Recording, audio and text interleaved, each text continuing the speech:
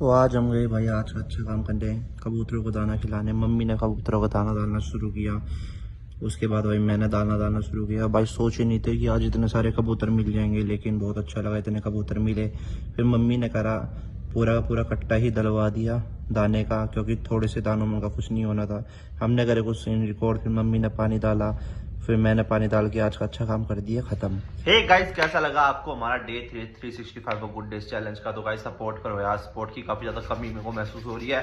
तो guys like share comment चलते रहने देना, बढ़ते रहने देना, ठीक है, रुकना नहीं है। बाय।